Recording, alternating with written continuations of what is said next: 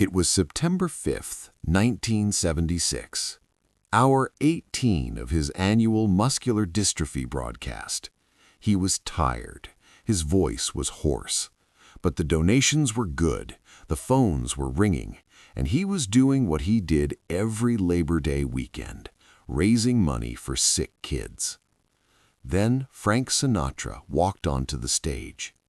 Jerry smiled. Frank was always good for donations. The chairman of the board showing up meant the phones would light up even more. Frank walked over, hugged Jerry, and said into the microphone, "Jerry, I have a surprise for you." Jerry laughed. "Another surprise? Frank, you've already given so much." "No," Frank interrupted. "This is different." Frank turned to the curtain behind them and nodded. The curtain opened. Jerry Lewis's face went completely white.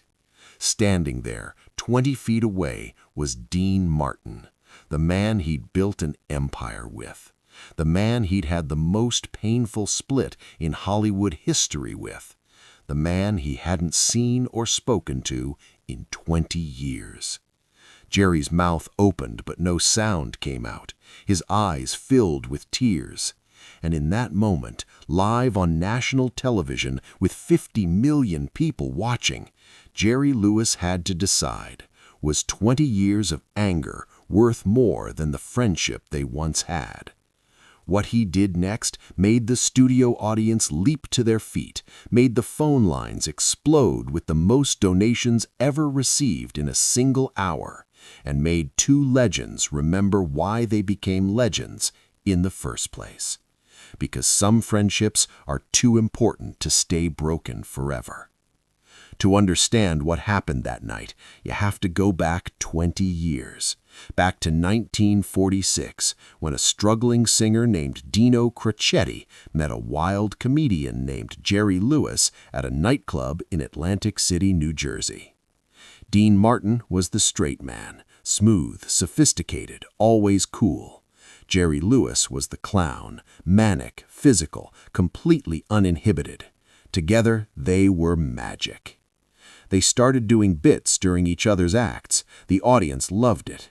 Within months, they were a team, Martin and Lewis, the hottest comedy duo in America. They dominated everything. Radio shows, television appearances, nightclubs sold out weeks in advance. Their movies made millions. At their peak, Martin and Lewis were the biggest entertainment act in the country. Bigger than any solo star, bigger than most bands. They were a phenomenon. For 10 years, from 1946 to 1956, Dean Martin and Jerry Lewis were inseparable. They performed together almost every night. They made 16 films together. They became so famous that just their names on a marquee guaranteed a sold-out show. But behind the scenes, things were falling apart. Dean felt like he was just the setup man for Jerry's jokes. Jerry felt like Dean wasn't taking the act seriously enough. There were arguments about money, about billing, about who got more attention from the press. By 1956, they could barely stand to be in the same room. On July 25, 1956, they performed their final show together at the Copacabana in New York City. When it was over, they walked off stage in opposite directions and didn't speak again for 20 years. The split was devastating, not just for them, but for their fans. America felt like they'd lost something important. It was like watching your parents get divorced. Dean Martin went solo and proved everyone wrong who said he'd fail without Jerry. He became a massive star. Hit songs like That's Amore and Everybody Loves Somebody. Movies with Frank Sinatra. The Dean Martin Show on television. He became the king of cool, a member of the Rat Pack, one of the most beloved entertainers in the world. Jerry Lewis also thrived. He became a brilliant director and comedian in his own right. Movies like The Nutty Professor and The Bellboy proved he didn't need Dean to be funny. He won awards, he broke box office records, and every Labor Day weekend he hosted a telethon to raise money for muscular dystrophy, which became one of the most watched television events of the year. But despite all their success, there was always one question that followed both of them. Will you ever reconcile with your former partner? Dean would usually deflect with a joke. Jerry would get emotional and say things like, "That chapter of my life is closed. I've moved on." In interviews, Jerry admitted that the split had been painful. "We were like brothers," he said once, "and when brothers fight, it hurts more than anything." But 20 years is a long time to hold a grudge, and Frank Sinatra, who was friends with both men, had watched this feud long enough. Frank Sinatra was the chairman of the board, the leader of the Rat Pack, the guy who could make anything happen in Hollywood. And Frank was tired of his two best friends refusing to speak to each other. In the days leading up to Jerry's 1976 telethon, Frank came up with a plan, a surprise that would either heal a 20-year wound or create the most awkward moment in television history. Frank called Dean Martin. "Dino," he said, "I need you to trust me on something." Dean was skeptical. He knew Frank well enough to know when Sinatra was scheming. "You're going to come to Jerry's telethon," Frank said. "You're going to walk onto that stage, and you're going to see Jerry for the first time in 20 years, live on national television." Dean was silent for a long moment. Finally, he said, "Frank, are you out of your mind?" "Probably," Frank admitted, "but you're doing it anyway. For me, for Jerry, for those kids, and because 20 years is long enough to be angry at someone you used to consider a brother." Dean Martin, the man who never showed emotion, who built an entire career on being unshakable, agreed to do it. On September 5, 1976, Dean Martin drove to the studio where Jerry Lewis was broadcasting his telethon. He waited backstage, nervous in a way he hadn't been nervous in decades. Frank Sinatra was with him, making sure Dean didn't change his mind. Out on stage, Jerry Lewis had no idea what was about to happen. He was in the middle of thanking donors when Frank Sinatra walked out. Jerry's face lit up. Frank showing up was always a highlight of the telethon. Frank hugged Jerry and took the microphone. "Jerry, my friend," Frank said, smiling, "I have a surprise for you." Jerry laughed. "Frank, you being here is surprise enough." "No," Frank said, his smile getting bigger. "This is different. This is something special." Frank turned to the crew and nodded. The curtain behind them began to open. Jerry looked confused. He glanced at Frank, trying to read his expression. What was going on? Then Jerry saw him, Dean Martin, standing backstage, walking toward the stage, walking toward Jerry. Jerry Lewis froze. His entire body went rigid. The smile disappeared from his face. For a moment, he looked like he might turn and walk away. The studio audience realized what was happening. A gasp went through the crowd, then applause, then people started standing up. Within seconds, the entire studio was on their feet, applauding wildly. But Jerry wasn't moving. He was staring at Dean Martin like he was seeing a ghost. Dean walked slowly onto the stage. He looked nervous, too. The king of cool, the guy who never showed fear, looked genuinely unsure of himself. They were 10 feet apart, then 5 feet, then face to face. The applause was deafening, but both men seemed oblivious to it.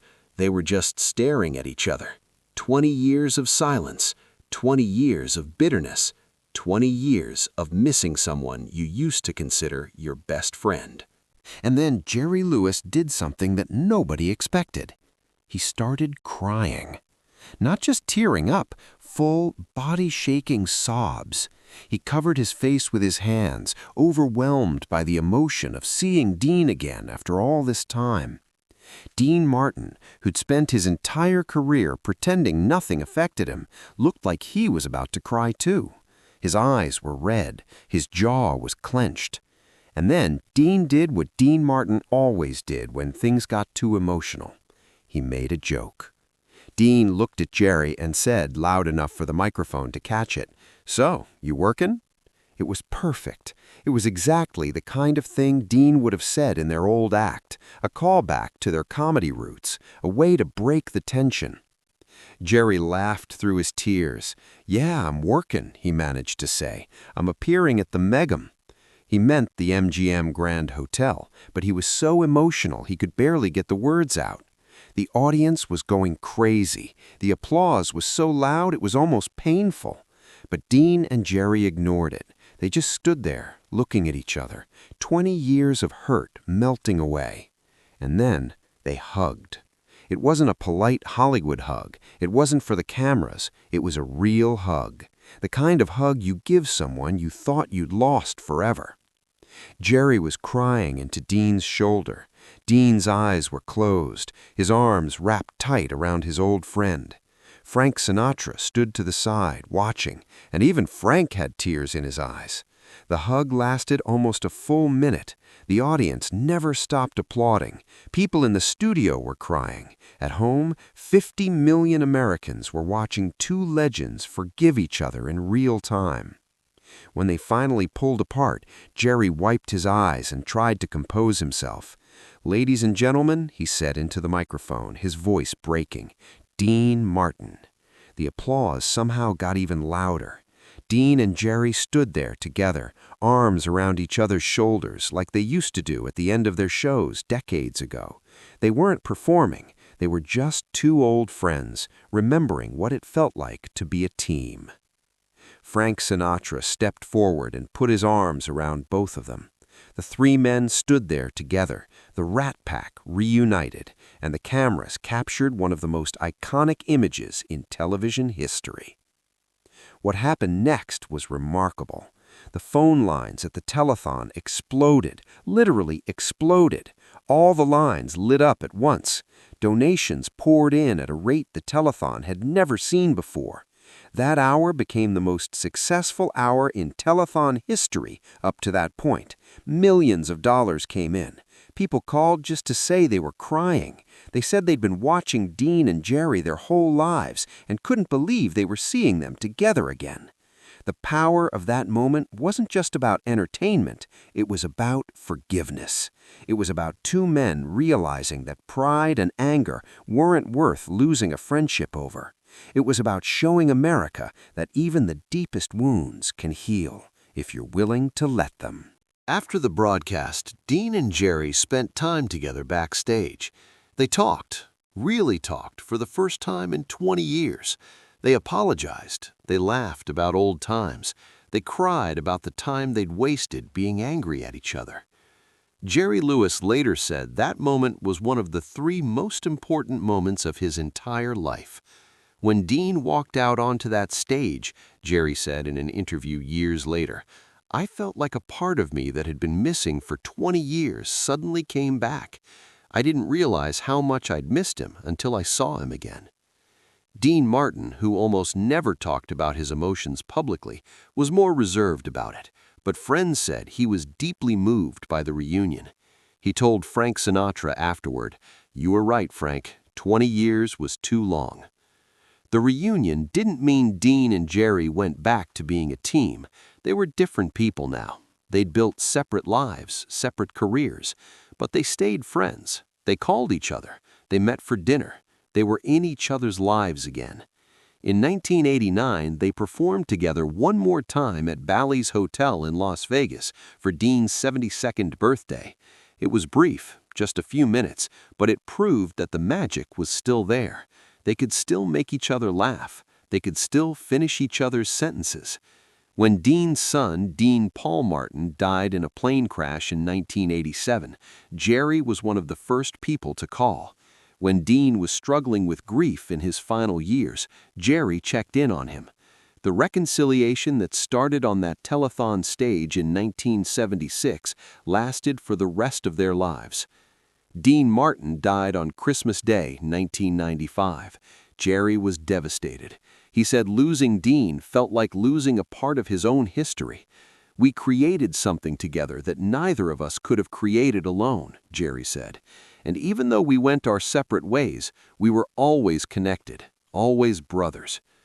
Jerry Lewis continued hosting his telethon until 2011, raising over $2.5 billion for muscular dystrophy research. Every year, he would tell the story of the night Dean Martin walked back into his life. It always made him cry. The footage of that 1976 reunion has been replayed thousands of times. It's been studied in film schools as an example of genuine emotion captured on camera. It's been used in documentaries about friendship, about forgiveness, about the power of letting go of anger. Because that's what the moment was really about. It wasn't about comedy or entertainment or even nostalgia. It was about two men who loved each other, who hurt each other, who spent 20 years refusing to admit how much they missed each other, finally letting all of that go. Frank Sinatra did something remarkable that night. He took two of the most stubborn men in Hollywood and forced them to face each other. He knew that if Dean and Jerry could just be in the same room, the love they'd once had for each other would do the rest. And he was right.